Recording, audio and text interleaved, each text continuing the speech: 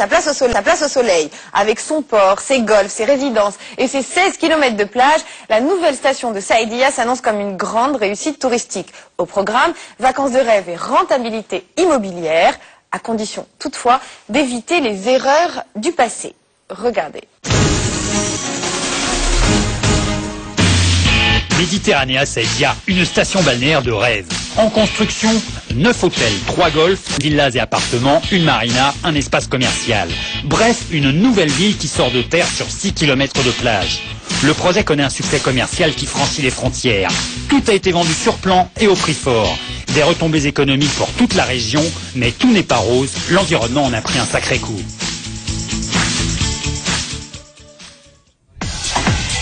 700 hectares de chantier. Ici se construit Méditerranea Saïdia, la première station du plan Azur lancée par le Maroc pour la promotion du tourisme balnéaire. Fadesa, l'aménageur espagnol, a obtenu ce terrain à prix symbolique. À charge pour lui de l'équiper, le construire et surtout le commercialiser. Le chantier a démarré il y a 2 ans et demi. Certaines résidences sont quasiment prêtes, d'autres toujours en chantier. Mais toutes ont été vendues. Dans le bureau du directeur de la société, on fait le compte des hectares vendus. Quitas esto por sustrato cero. ¿Entre qué? 100.000 dirhams. 52 hectáreas, pero es más caro, porque ahí, bueno. Mais le succès commercial n'est pas fortuit. Sur maquette, le projet a de quoi séduire. Mais surtout, 18 millions d'euros ont été dépensés en pub pour vendre cette nouvelle destination. L'été dernier, n'importe quel aéroport de l'Europe, il y avait la publicité de Saïdia.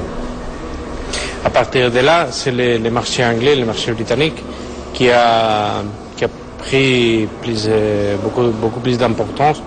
Et il arrive presque à 60% des achats sont des Anglais. Même les stars du foot anglais ont acheté ici. Pour comprendre cette ruée vers Saïdia, nous sommes allés sur place. Bienvenue donc à Londres, la ville la plus riche d'Europe, avec ses fameux bus rouges et ses monuments mythiques. C'est aussi une plaque tournante des affaires. Dans cet immeuble, Fadesa est installé depuis 7 ans. C'est sa seule représentation en Grande-Bretagne, mais la société s'appuie aussi sur des agents immobiliers. Ils sont commissionnés entre 2 et 3%. We have all these agents because of the big, huge projects that we have. It means that we need to as much help as we can possibly get in order to sell our properties. We have many, so we cannot rely on just a few offices. We need to expand that through our network of collaborators, and that's what we do. Beaucoup de clients passent par ici. Marc est l'un d'entre eux. Il est le futur propriétaire d'un appartement à Saïdia. Il vient de l'acheter sur plan pour 150 000 pounds. Comprenez plus de 2 millions de dirhams. Rien que ça. Alors évidemment, à ce niveau d'investissement, il a pris son temps avant d'arbitrer entre différentes destinations de la Méditerranée. We'd been looking for holiday accommodation in south of France, Italy, Cyprus, ruled out Spain, and Morocco more than met expectations, so we took a punt on it, yes. Dans ces locaux, on traite en moyenne une acquisition sur Saïdia par jour. Un volume loin d'impressionner la directrice commerciale qui connaît fort bien le marché britannique. It's a very, very mature market, so British people or Irish people are more prepared to invest in emerging markets like Morocco, and that's, in that sense we are lucky that we are here. But I guess it's to do also with the right product, and they've just been in the right place at the right time. La plupart des clients anglais pour Saïdia sont des retraités comme Marc. Lui, il a sillonné le monde en travaillant pour une compagnie pétrolière. Aujourd'hui, il aspire à une retraite bien méritée au soleil. I anticipate that I shall probably be 9 months in Saïdia. My wife a little less. You won't miss London at all? Yes, I shall miss London to an extent, but on days like this, it's easy to miss. Mais il n'y a pas que les Anglais qui sont séduits par le soleil de Saïdia. Nous y sommes de retour. Sur place, nous retrouvons monsieur et madame Poitvin. Eux, ils sont venus de la région parisienne et comme pour Marc, ils ont eu le coup de foudre pour la nouvelle perle de la Méditerranée. Il y avait le salon de l'immobilier marocain on a découvert ce projet qui correspondait absolument parfaitement à ce que nous recherchions. Nous sommes venus voir sur place et on a été séduits et par le site, par l'accueil. En 10 minutes, nous avions pris notre décision et on a signé. C'était fait. C'est dans ce petit hôtel que le couple passe déjà toutes ses vacances en attendant sa future villa. L'idée est de s'acclimater à leur future vie à Saïdia. Ils en profitent aussi pour voir l'état d'avancement du projet. Ces voiries et chaussées, par exemple, le couple les découvre pour la première fois et ils sont impressionnés. Au mètre carré, donc ça fait des millions de pavés à poser manuellement un par un. Affolant, c'est des travaux gigantesques. Direction le bureau commercial de Fadeza. Ils ont rendez-vous avec le directeur commercial. Celui-ci est installé sur place, car même si l'essentiel des ventes s'effectue à l'étranger, beaucoup d'acheteurs font le déplacement jusqu'ici pour voir le projet de plus près. On a des voyages qui sont organisés, donc vous avez constamment des gens qui sont soit invités, donc on a une planification qui est prévue. Sinon, vous avez des personnes par contre qui viennent ici par hasard, donc on ne prévoit pas, mais on a beaucoup de visites. Architecture, finition, équipement de la station, tout ce que les propriétaires ont vu sur leur route est décortiqué avec le commercial. Et ils ont 1001 questions à poser. Faudra-t-il des inscriptions pour chaque activité en particulier ou cela nous donnera droit de profiter de toutes les infrastructures en tant que résident? Vous aurez bien sûr accès aux différentes prestations ici parce que de toute façon tout le monde pourra participer aux activités sur place. Ce n'est pas exactement la même, mais cette villa vaut aussi 4 millions de dirhams, le prix payé par le couple. Eux, ils n'ont pas eu besoin de voir tout cela. Ils ont acheté sur maquette et ont déjà versé 40% du prix, le reste à la livraison. En voyant ce qui les attend, ils sont plus que ravis. Entre la présentation sur papier glacé qu'on a vu avant et ce qu'on voit sur le site progressivement, il y a plus qu'une adéquation, il y a même une surprise dans la qualité et je suis stupéfait. Oui, on va dire admiratif. Il n'y a pas de mauvaise surprise par hasard? Aucune mauvaise surprise pour l'instant. Aucune mauvaise surprise et on n'a qu'une hâte, c'est de pouvoir avoir la jouissance de ce lieu et de cette maison en particulier. Le couple doit attendre encore 5 à 6 mois avant la livraison. Il faut dire que le chantier a pris tout de même un peu de retard. Exemple, cet hôtel vendu à un groupe espagnol devait ouvrir ses portes dès cet été. Les travaux sont toujours en cours. Il ne sera pas prêt avant la fin de l'année. C'est ici que nous retrouvons Juan.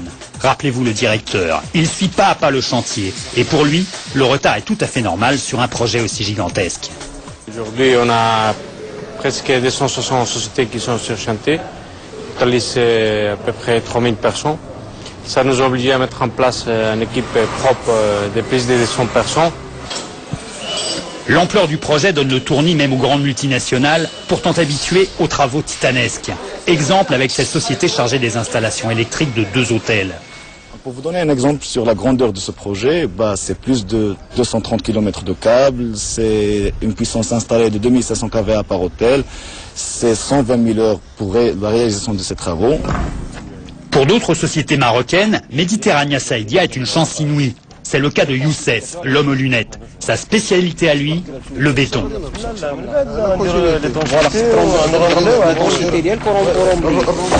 Ça fait 2 ans qu'il travaille sur ce chantier. Depuis, sa petite société de BTP a vu son chiffre d'affaires littéralement exploser. Mais il n'y a pas que l'argent.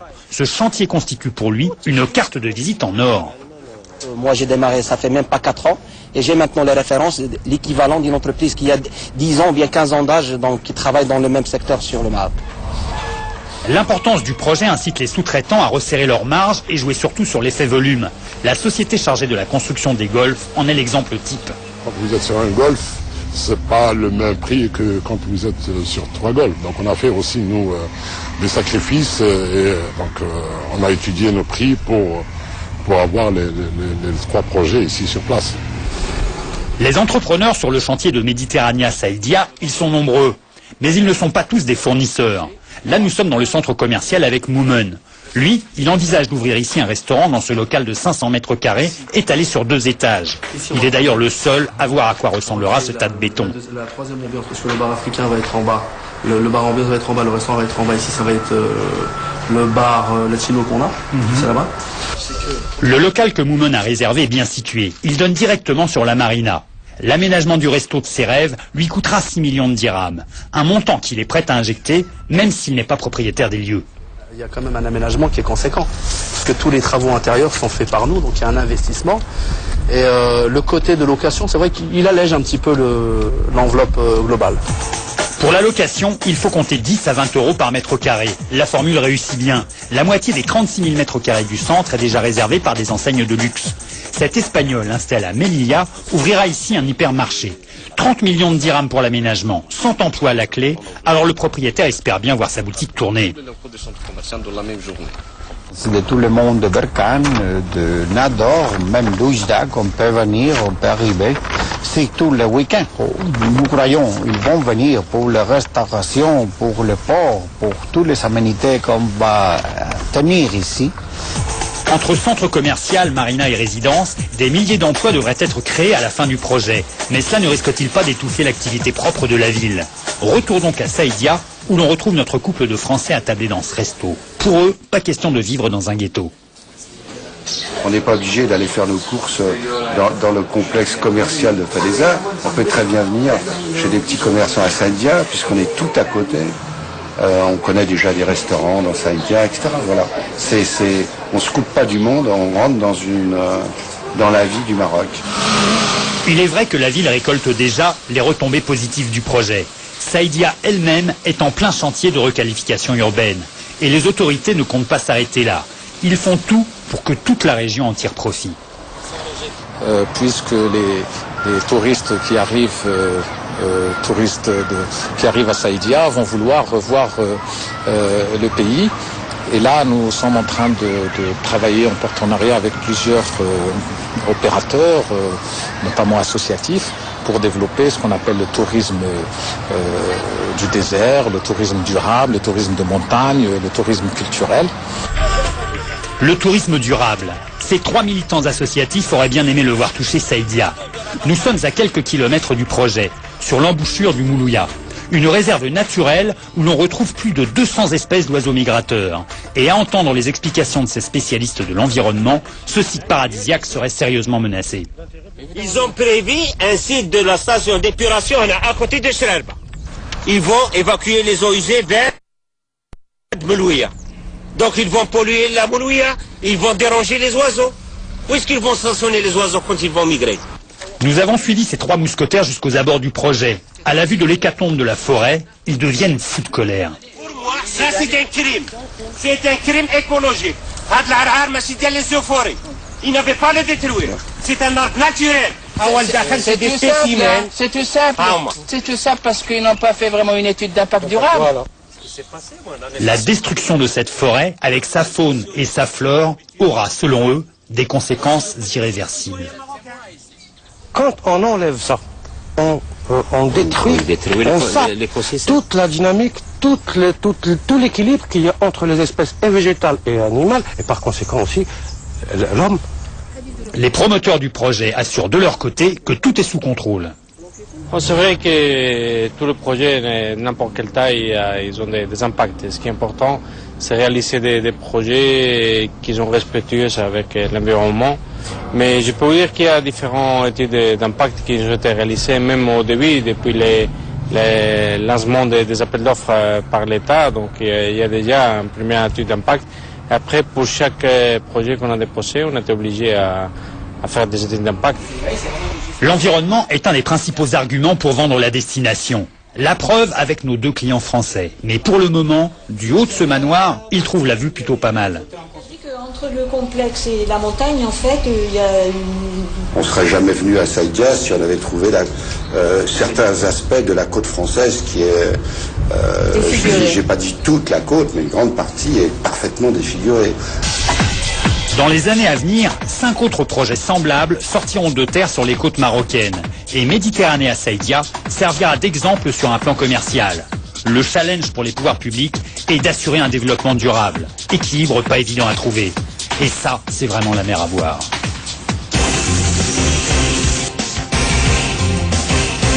Quel impact aura la station balnéaire sur le développement de l'ensemble de la région? Pour en discuter, j'ai le plaisir d'accueillir sur ce plateau le directeur de l'agence de développement de l'Oriental. Monsieur Mbarki, bonsoir. Bonsoir. On vient de le voir dans le reportage, le projet de Saïdia a suscité des critiques